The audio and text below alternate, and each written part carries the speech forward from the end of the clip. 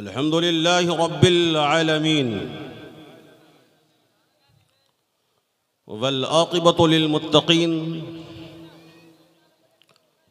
वस्सलातु वस्सलामु अला सय्यिदिल अंबिया वल मुरसलीन व अला आलिहि व अस्हाबिहि व ज़ुर्रिय्यातिहि व अहले बैतिहि व शुहदाए मिल्लतिहि व उलमाए उम्मतिहि अजमईन।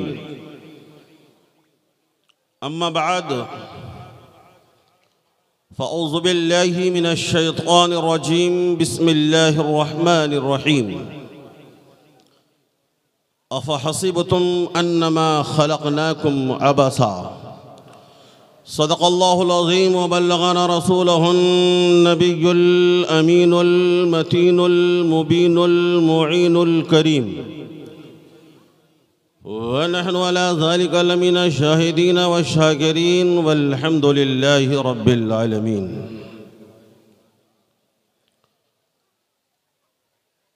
क़ाल अल्लाहु तबारक व तआला फ़ी शान हबीबिहिल आला मुख़बिरन व आमिरा इन्नल्लाह व मलाइकतहु युसल्लूना अलन नबी या अय्युहल्लज़ीना आमनू सल्लु अलैहि व सल्लिमू तस्लीमा। अल्लाहुम्मा सल्लि अला सय्यिदिना शफ़ीअना मौलाना मुहम्मदिन व अला आलि मुहम्मदिन बारिक व सल्लिम सलातु व सलामन अलैका या रसूलल्लाह सल्लल्लाहु अलैहि वसल्लम। ली खमसतुन उत्फ़ी बिहा हर्रल वबाइल हातिमा अल मुस्तफ़ा वल मुर्तज़ा वबनहुमा वल फ़ातिमा। गौसे आज़म बमने बेसरो सामा मददे क़िबले दी मददे काबे ईमा मददे सरवरा शाह करीमा दस्तगीरा अशरफ़ा हुर्मते रूहे पैगंबर एक नज़र कुन सुवेमा एक नज़र कुन सुवेमा। मोहब्बत के साथ दरूद। अल्लाहुम्मा सल्लि अला सय्यिदिना शफ़ीअना मौलाना मुहम्मदिन बारिक वसल्लिम सलातु व सलामन अलैका या रसूलल्लाह। हज़रात, शहनशाह ख़िताबत, शहनशाह तरन्नुम, बुलबुल बाग़ मदीना ऑलराउंडर हैं। उनकी तकरीर के बाद मुझे अगर तकरीर करना पड़े तो ये मेरे लिए बड़े ही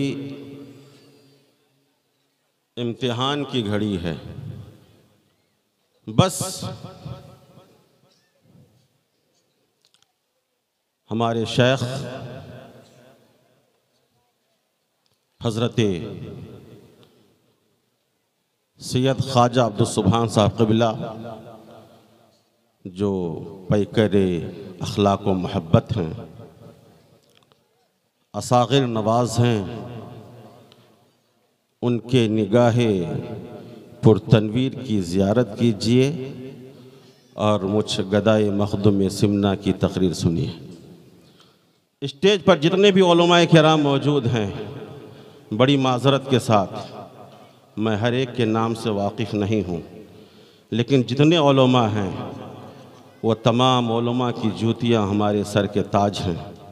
खुसूसियत के साथ हज़रत अल्लामा सुल्तान रज़ा साहब क़िबला और हज़रत अल्लामा मुफ्ती अब्दुल अज़ीज़ साहब क़िबला मदज़िल्लहु नूरानी, ख़तीब व इमाम पाँच तला मस्जिद व दिगर उलमाए किराम स्टेज पर जलवा रखते हैं, जलवा अफरोज़ हैं।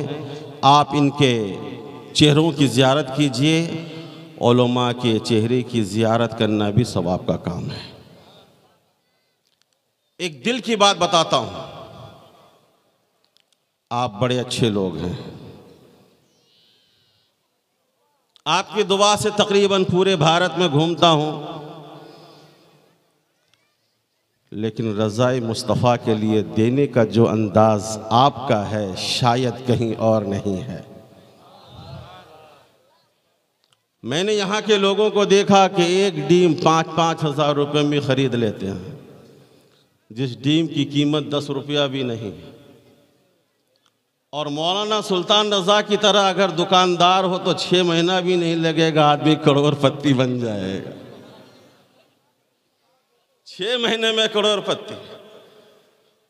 हकीकत है ये जो अंगूठियाँ आपने ख़रीदी हैं इसकी कोई कीमत ही नहीं है, वो अनमोल है। क्योंकि मेरी ये आँखें इस बात की शाहिद हैं और हुजूर सैयद ख्वाजा अब्दुल सुभान साहब क़िबला मदज़िल्लुहु नूरानी भी मौजूद थे। नबी आला हज़रत ताजुस्सुन्ना पीर तरीक़त रहबर राह शरीयत हज़रत अल्लामा तौसीफ़ रज़ा ने उन हाथों में उन अंगूठियों को लिया था जिन हाथों ने मुफ्ती आज़म के हाथों से कई बार लगा होगा।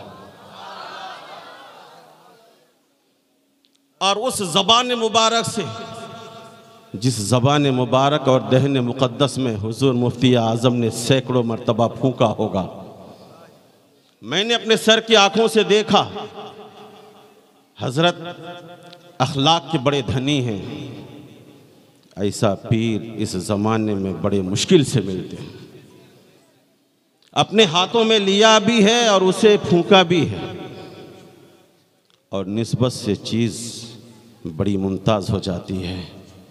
1000 रुपया मीटर का कपड़ा हो, कलिया चकवा लो, मुझे ईमानदारी से बताना, पहनोगे सही, धुलोगे सही, इस्त्री ज़रूर करोगे, लेकिन कभी उसे चूमोगे नहीं। लेकिन 100 रुपया मीटर का कपड़ा जिसे आपने कुरान पाक का ग़िलाफ़ बना लिया, कुरान खोलने से पहले उस ग़िलाफ़ को आप चूमते हैं। सुभान अल्लाह। मैंने कहा कलिया चकवा लो, 1000 रुपया मीटर का कपड़ा तुमने चूमा नहीं, बोसा नहीं दिया, और 100 रुपया मीटर के कपड़े को तुम कुरान की तिलावत से पहले चूमने लग गए। जवाब मिलेगा, ए मुंबई के मौलाना, कान खोल कर सुन ले, अब ये कपड़ा मामूली नहीं रह गया, इस कपड़े को कुरान अजीम से निस्बत हो गई है। निस्बत की बुनियाद पर ये कपड़ा इज्जत वाला भी हो गया है, बरकत वाला भी हो गया है। ऐसे ही मैं कहना चाहता हूँ, ये अंगूठियाँ जो आपने 4-4 हज़ार 5 हज़ार में खरीदी है, इसकी कोई कीमत नहीं है, क्योंकि इन अंगूठियों को अल्लामा तौसीफ़ रज़ा के हाथों से निस्बत हो गई। सुभान अल्लाह, सुभान अल्लाह। और एक बात मैं कहता हूं, बस आपने दिया है ना, दिल में ये ख्याल रहे हमने दिखलावे के लिए नहीं दिया है, वरना सब चौपट हो जाएगा। दिखलावे के लिए नहीं दिया है। ख्वाजा अब्दुल सुभान साहब जो अपनी सरपरस्ती में कलिया चक्के ये नौजवान, जो नौजवान डीजे के सामने खड़े होकर डांस करने वाले हों, वो नौजवान जो तंबाकू खाकर अपनी जिंदगी तबाह करते हुए नजर आते हों, वो नौजवान जो गुटखा खाते हों, वो नौजवान जो शराब के अड्डों पर जाते हों, वो नौजवान जो तवाइफ के अड्डों पर जाते हों, वो नौजवान जो गलियों में घूमने वाली लड़कियों पर निगाह बद डालते हों, उन नौजवानों की उम्र थी ज़माने के हालात के एतबार से डांस करने की, लेकिन बुजुर्गान दीन के फैज़ान निगाह ने इतना अजीम बना दिया कि अब ये डीजे नहीं लगा रहे हैं, फैज़ान मदरसा की तरक्की के लिए फैज़ान मुस्तफ़ा कॉन्फ्रेंस का इनेकाद कर रहे हैं। सुभान अल्लाह, सुभान अल्लाह। हजरात,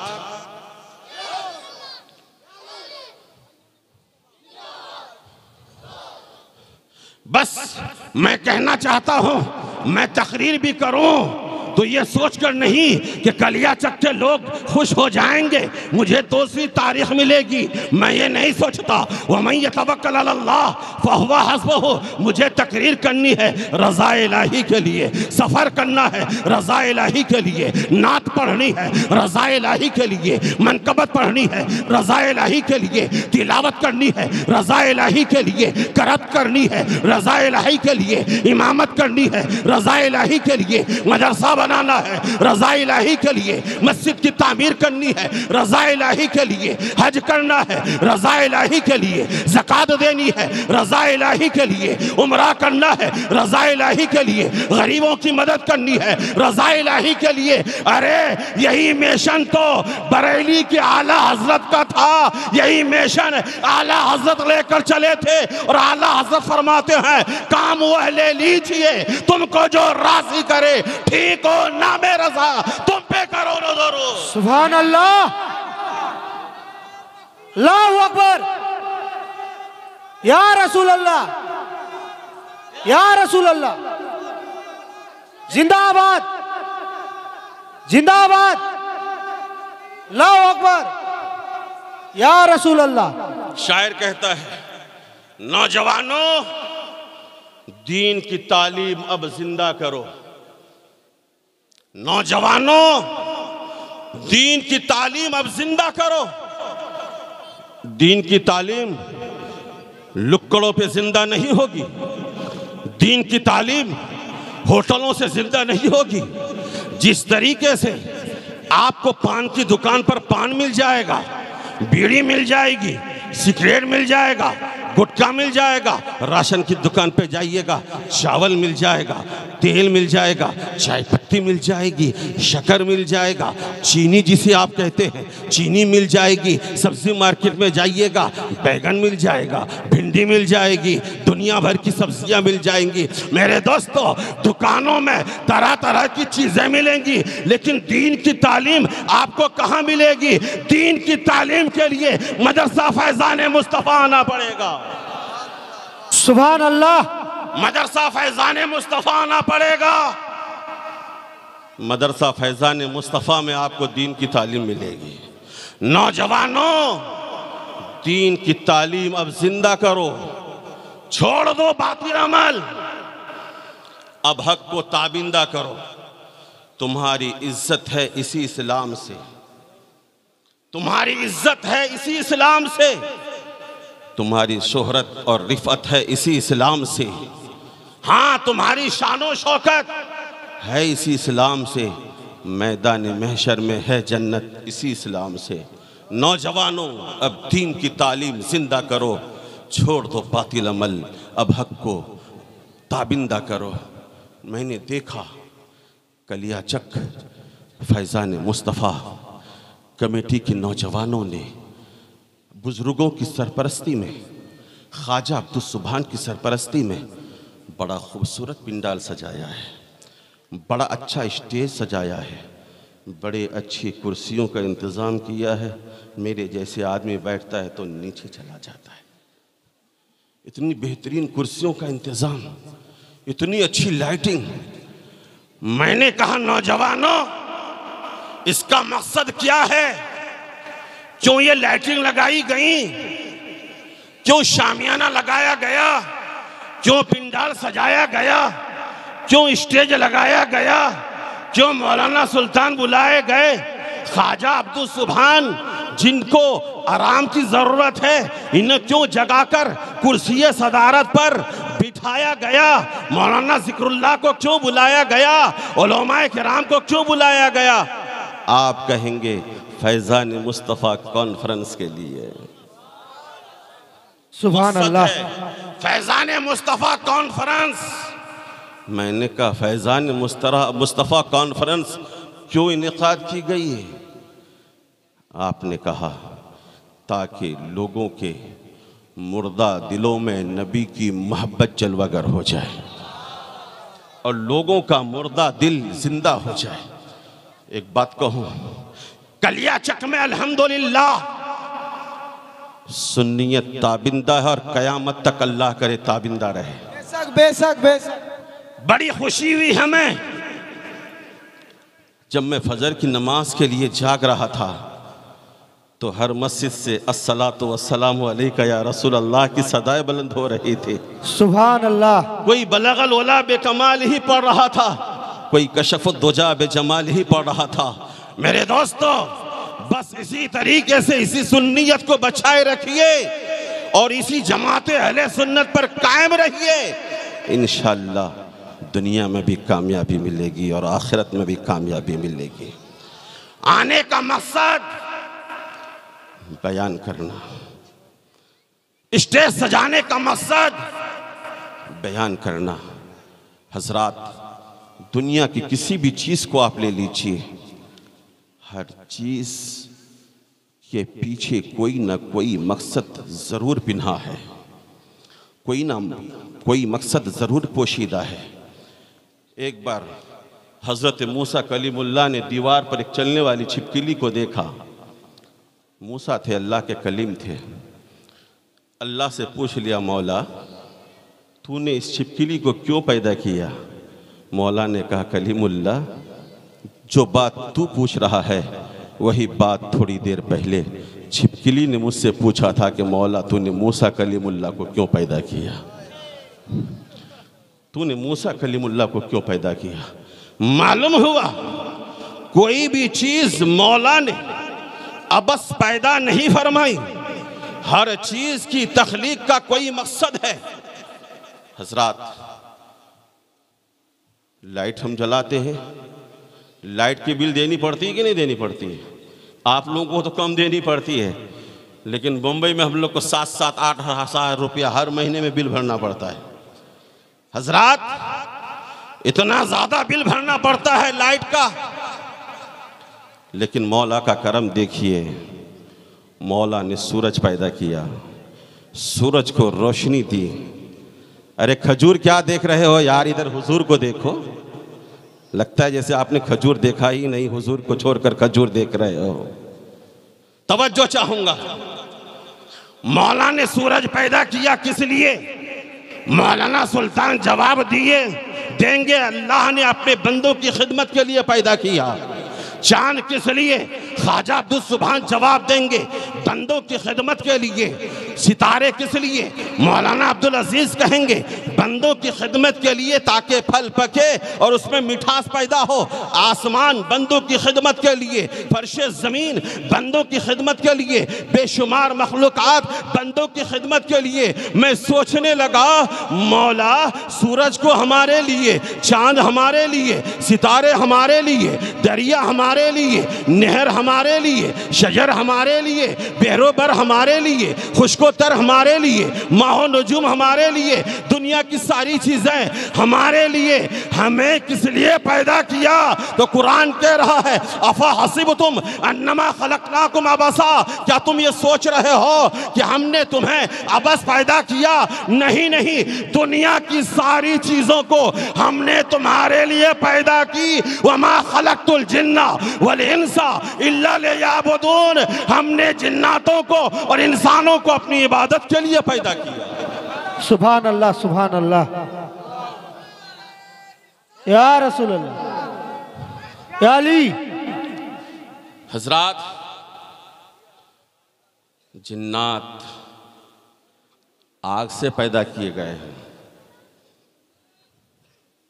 और ऐसे आग से जिस आग के अंदर धुआं ही नहीं था। और इंसान को मिट्टी की टिकड़ी से पैदा किया गया। दुनिया में बहुत सारी मखलूक़ात हैं, लेकिन उन तमाम मखलूक़ात में मौला ने इंसान को अशरफ बनाया। लक़द करमना बनी आदमा का ताज इंसान के सरों पर रखा। मौला, तूने हमें अपनी इबादत के लिए पैदा फरमाया। और उलमाए किराम की मौजूदगी में बड़ी जिम्मेदारी के साथ कहना चाहता हूँ, इबादत में सबसे जो अहम तरीन इबादत है वो नमाज है। और मुफस्सिरीन फरमाते हैं कि कुरान मजीद के 700 मकामात पर नमाज का जिक्र आया है। 700 मकामात पर नमाज का जिक्र आया है। कहीं रब ने फरमाया, वक़ीमुस्सलात व आतुज़्ज़काह वरकऊ मअर राकिईन, नमाज कायम करो, ज़कात दो और रुकू करने वालों के साथ रुकू करो। कहीं पर मौला ने फरमाया, अक़ीमिस्सलात लिदुलूकी शम्स इला ग़सक़िल लैल। कहीं रब मौला ने फरमाया, या अय्युहन्नास उबुदू रब्बकुमुल्लज़ी ख़लक़कुम वल्लज़ीना मिन क़ब्लिकुम लअल्लकुम तत्तक़ून। हज़रात, कई मकामात पर मौला ने नमाज का जिक्र फरमाया, और मौला ने हमें अपनी इबादत और नमाज के लिए पैदा फरमाया। नमाज पढ़ने से हमें क्या मिलेगा? नमाज पढ़ने से हमें क्या फ़ायदा होगा? आज दुनिया अपने दिल के चैन के लिए, दिल के सुकून के लिए, इत्मीनान कल्ब के लिए न जाने क्या क्या कर रहा है। लेकिन ये इंसान जितना इत्मीनान और सुकून की तरफ भागता जा रहा है, उतना ही इत्मीनान और सुकून हमारे ज़िंदगी से दूर भागते चले जा रहे हैं। हज़रात, हमने सोचा अगर हमारे पास बेहतरीन बंगला हो जाएगा, दिल को सुकून मिल जाएगा, हम करोड़पति बन जाएंगे, दिल को सुकून मिल जाएगा, हमारे पास बैंक बैलेंस हो जाएगा, दिल को सुकून मिल जाएगा, हमारा बेटा डॉक्टर, इंजीनियर, प्रोफेसर, लेक्चरर बन जाएगा, दिल को सुकून मिल जाएगा, हमारा बेटा DIG IPS बन जाएगा, दिल को सुकून मिल जाएगा, प्रोफेसर MLA MP बन जाएगा, मंत्री बन जाएगा, दिल को सुकून मिल जाएगा। लेकिन दिल का सुकून हम ढूंढते रहे, कहीं सुकून मिला ही नहीं। ऐ कलिया चक्के सुन्नी गयूर मुसलमानों, कान खोल कर सुन लो, सुकून कहाँ मिलेगा? तो ख्वाजा अब्दुल सुभान कहते हैं, ऐ लोगों, अगर सुकून ढूंढना चाहते हो, मौला ने सुकून फैक्ट्रियों में नहीं रखी है, कंपनियों में नहीं रखी है, बड़े बड़े बंगलों में नहीं रखी है। अगर सुकून हासिल करना चाहते हो, मस्जिद में आ जाओ, इबादत करो, जिक्र खुदाबंदी करो, अला बे जिक्रिल्लाही तत्मइन्नुल कुलूब, तुम्हारे दिलों को सुकून मिल जाएगा। जब नमाज के ताल्लुक से तकरीर होती है ना, लोगों को मज़ा कम आता है। आपको मज़ा आए ना आए, 2200 किलोमीटर दूर आने का जो मकसद है बयान करके ही जाऊंगा। 5 तला मस्जिद में आप जुमा की नमाज पढ़ने गए, इमाम साहब बयान कर रहे हैं, रात भर नींद नहीं आई आपको, दिन भर सोने की कोशिश किए, नींद नहीं आई, लेकिन जो ही मस्जिद में गए, वज़ू किया और आप बैठे, ईमानदारी से बताइएगा आपकी आंखें लगनी शुरू होती कि नहीं होती? आपको नींद आनी शुरू होती है कि नहीं होती? मैं कहना चाहता हूं, घर में AC लगी हुई थी, बेहतरीन बिस्तर था, नींद नहीं आई, मस्जिद में जाते ही नींद क्यों आने लग गई? हजरात, नींद आने की वजह यह थी कि घर में सुकून नहीं मिल रहा था। जब मौला के घर में गए, दिल को सुकून मिल गया तो नींद आनी शुरू हो गई। हजरात, एक बेटा बड़ा नाफरमान था, गलती कर बैठा, अल्लामा सुल्तान रजा की तरह हुब्बे नबी में जीने और मरने का जज्बा हो। गलती करने के बाद अल्लामा सुल्तान रजा को गुस्सा आया, अल्लामा सुल्तान रजा साहब नाराज हो गए, मारने के लिए दौड़े कि पकड़ लूं और पकड़कर मारूं। बच्चा दौड़ा, भागा, नारे तकबीर,